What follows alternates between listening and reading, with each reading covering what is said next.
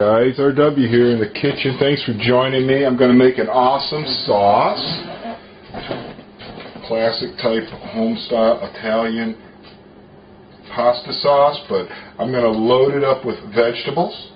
And then I'm going to make one variation that's vegetarian with meatless meatballs, and one version that's going to have seared, crumbled ground beef and seared, chopped up sausage in it, Italian sausage. You know, first thing I wanted to show you, let me just zoom in a little bit so you can have a better look at sort of what you might call the base of this sauce. Is you got to have some herbs in it, you've got to get some flavor in it. So one thing you're going to want is some nice virgin olive oil, because that gives it a flavor that can't really be replicated any other way. Okay. You're definitely going to want fresh garlic, and I'm going to show you how I'm going to infuse the oil with the garlic without having any bitter garlic bits remaining, right? I like to have a sweet red onion. I like to sear that. That gives it a nice sweet base. Okay.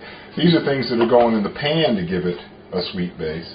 But then what we have here is fresh ground pepper, black pepper, a healthy amount of salt, okay, basil, thyme, rosemary, and of course oregano. Okay, let's get this stuff cleared out of here. We're not going to be using these things immediately, but I wanted to show you what we're going to be doing. And the first thing that I'm going to do here, let's see if I'm nicely zoomed in on the cutting board so you guys can really see what I'm up to, is I'm going to process some garlic before I even get going with the oil. So I don't like to be pressured up by a pan full of hot oil. It might get too hot while I'm screwing around taking the paper off the garlic. Okay, so what we're going to look for here is some nice healthy looking cloves. You never know what you're going to get from the store. Sometimes they're gnarly, and they're dried out, or they're just not very good looking. And we're going to go garlic heavy with this, because I'm making a lot of sauce. You'll see it's going to turn out to be enough to feed 4 people for a couple of days. Okay, so here, we got some garlics. And the way to deal with garlics, there's a bunch of different ways people show you to deal with them. I like to press it and pop it. Yeah, see, this one's already turning green. It's got the big green shoot running all the way through it. That's no good. This is the problem you have with getting garlics from the stores. A lot of times they've started to go to root, and they just aren't worth even using. This one is still pretty decent looking. Okay, and before I do all of these, I'm just going to do one just to show you the way I process it. Okay? And a lot of times when you buy garlic from the store, you're disappointed to find that the darn garlic has a little bit of green sprouting through it. And the way I work around that for something like this is I slice longwise. See where that green's coming out? And if I don't like the green, I can just pluck it right out of there. Pieces I don't like, get rid of them. Garlic is relatively cheap, 50 cents a clove. No sense in using garlic that you don't like. But sometimes you're stuck with what you got. You see, I'm getting some pretty decent white slices out of there. Now I'm getting a little bit of green right there at the end. I'll turn it around the other way. Get some little slices out of it. And these chips are about a 1/16 of an inch thick or so. Something like that. Okay. And right now the garlic is just starting to turn translucent. It's just starting to get that look, but this one over here is ready to come out. Pardon me. I'm going to step directly in front of you. I'm going to be needing a variety of implements. So I love having all my stuff ready right there in front of me. I like to prep all my vegetables and all that kind of stuff. But for the purposes of this particular video, I just wanted to show you a couple of things you may not know about, like infusing garlic oil into the olive oil. That's kind of a cool thing. Now I'll show you some of the other stuff that's going to go in here. We're going to have tomato paste, tomato sauce. We're going to have diced tomatoes. we're going to have some cooked tomatoes. I'm not using any fresh tomatoes at this time. If you do, allow yourself about 8 hours to make this instead of 3. You're going to be cooking some tomatoes, and if you want to make them really special, you're going to roast them and get that roasted flavor in them, and then peel them and then cook them, stuff like that. It sounds like so much fun. I just couldn't wait to not do it and open a few cans instead. This will be enough work, and it'll taste awesome. And that's just what matters. Okay.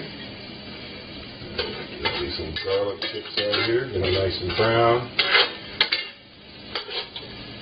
Yeah, some people like to put these on a salad or save them as a garnish or something. I'm not going to throw them away just yet, but I am not going to be using them in this particular sauce.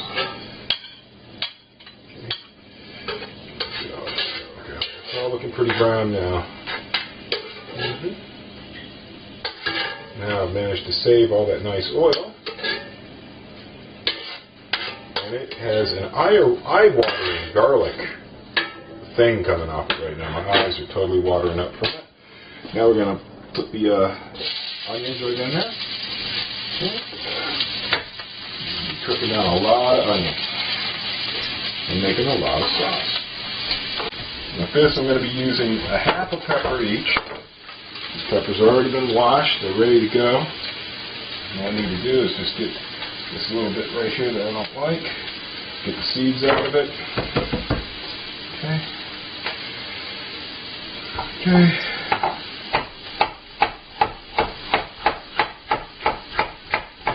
Okay. Get that up. And these are going to sear with the onions. Put in some nice sized pieces so you can see it once it's all done. See that there? Okay, the yellow one. Again, get rid of the seeds, get rid of the webbing inside if you don't want to eat. Nice slices. Well, my eyes are watering from those garlics. Amazing. Sharp. Okay, and again, that in there. Okay. Now the broccoli I add at the very end, but this hard stuff like the carrot and the pepper and the onion, I cook that beforehand in the olive oil to get all the flavors to blend together. And then later, when I start the sauce part, I dump all of that into the tomato component. And then I add my broccoli and I add my mushrooms. I don't saute the mushrooms. I don't saute the broccoli. Just let it cook in the sauce. I will be sauteing all the meats and the meat substitutes. We'll all get substitutes. Okay, and then we got some carrots to process. Okay. Again, everything's been washed. Just get rid of the parts you may not want to deal with. What I do is I like to go longwise down them. Split them longwise. Right? Split them longwise again. Okay. Got 2 carrots, so let me get the other one going while I'm doing it. Get them all lined up. Those will go right in there too.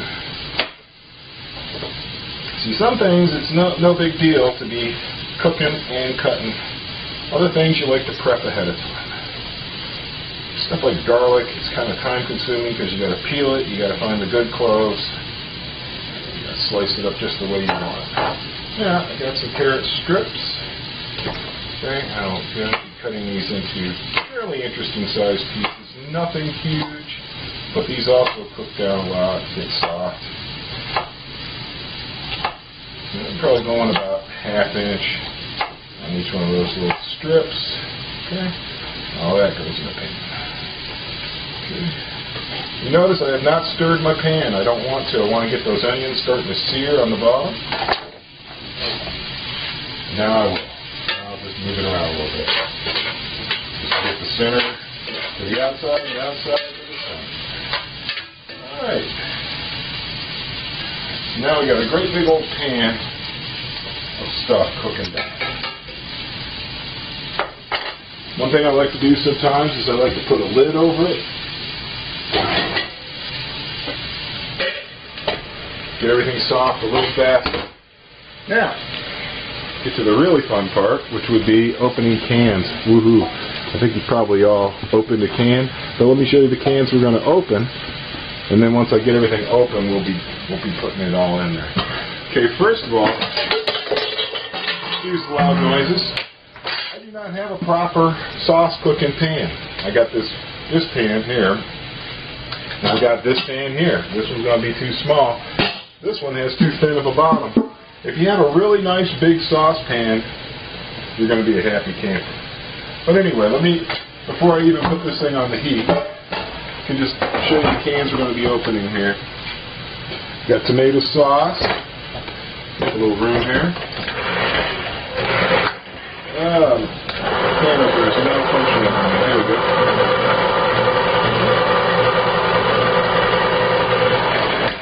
Good. Sauce, no problem. Dump the sauce in there. Okay. I got some diced tomatoes with some basil, garlic, and oregano already in them.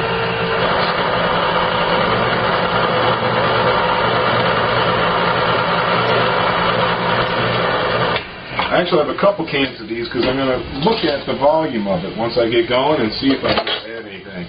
I got some Italian style diced. So I don't want to overpower it with the canned seasoning flavor. I want to get some regular stuff on in there. Okay. And then the one that's a little tough to deal with is the tomato paste because it's so thick, but I'll show you a little trick. It's kind of a cool trick.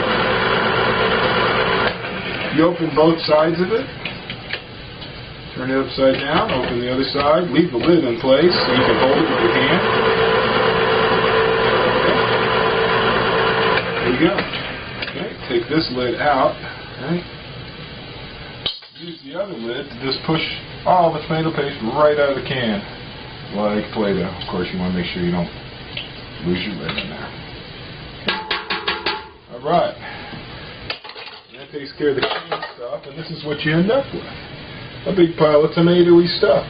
The broccoli, what I really want out of the deal here is I want florets. I want the little florets like this.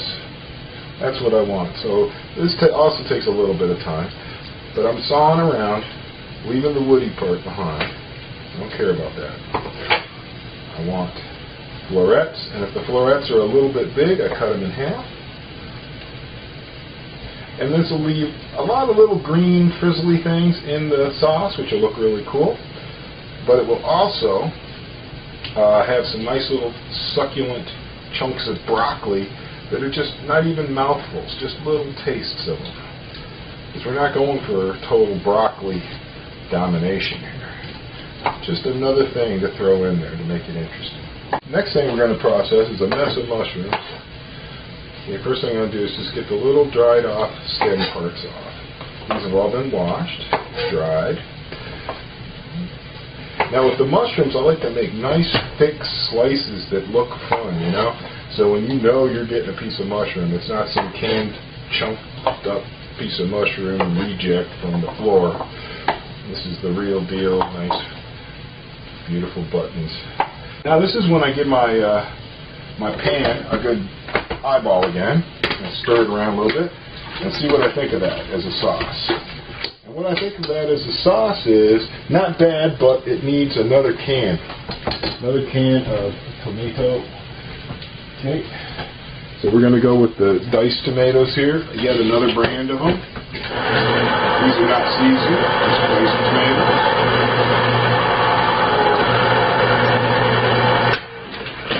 Dump those babies in there. Now we'll see what it looks like. Alright, now we got what I feel is a good proportion of tomato to everything else in there. Alright, let's see what it looks like once I add this good stuff. Okay, this is going to go right in there. And it's getting pretty warm. Okay, let's make sure you guys got a good eye view of this. Have I been off track this whole time? Gosh, I'm going to kick my ass if you guys didn't get to see any of that. Okay, so now we're putting the sauteed stuff in there. And I'm going to keep the pan going. And I'm going to dump the meat right into it. Now this is when I'll usually add a little more herb to it. And what I've done is I have prepared ahead of time a mixture that I like of the various things. And I'm just crumbling the meat up in there. Okay. Hopefully that's not being blocked by the big metal can. Alright. There we go. Get that all out in there. Okay. Get that to sear up. Sear that meat up.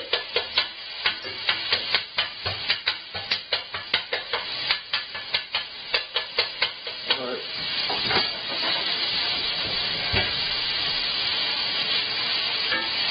Yep, now this I'll have to keep a close eye on. And this is when I might add a little bit of my pre-formed Italian seasoning mixture here. Get a little bit of that in there. And then I'm going to cut up these sausages here.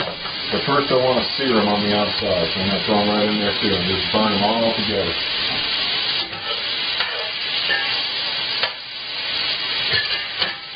See, there we got the Italian sausages. Going to sear all four sides of them.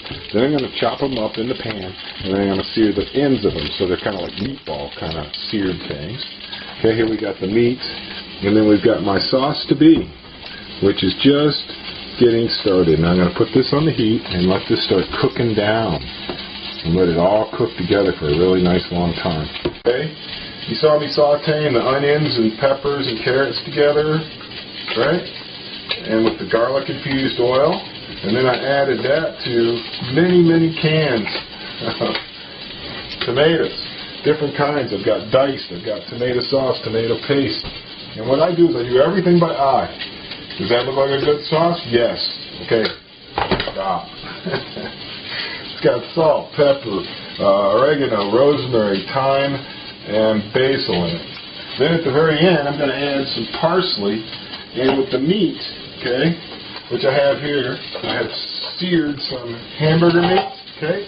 It's going to get a little sprinkle of sage right now, just to give it a little zip.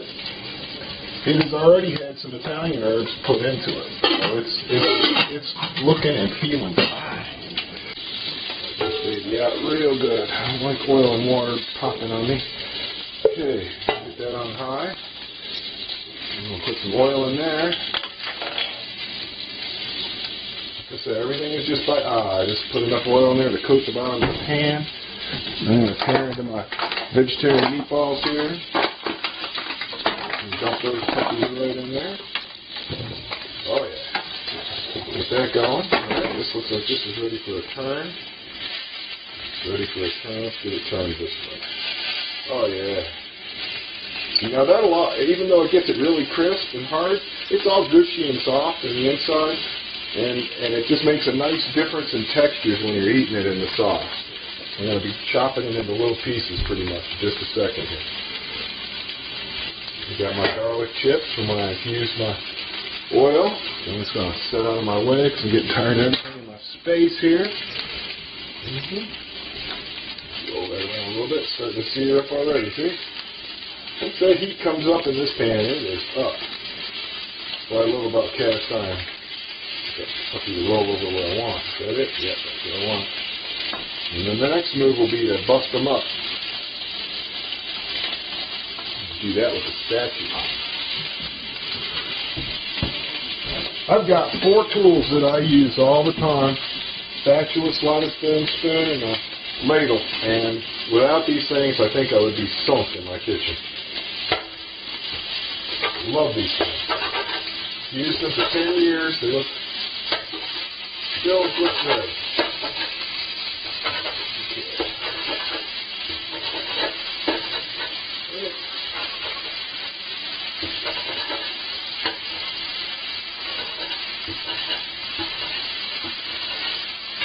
Okay, start rolling those meatballs around so they get a little burnt.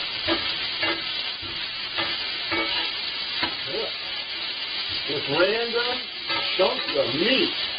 Could it be any better than that? Get one of those in your plate? Oh yeah, baby. That's what I'm talking about. Okay, I can turn this pan off now because I'm almost done with it.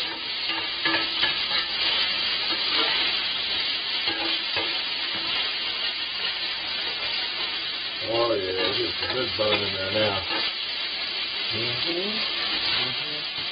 Alright.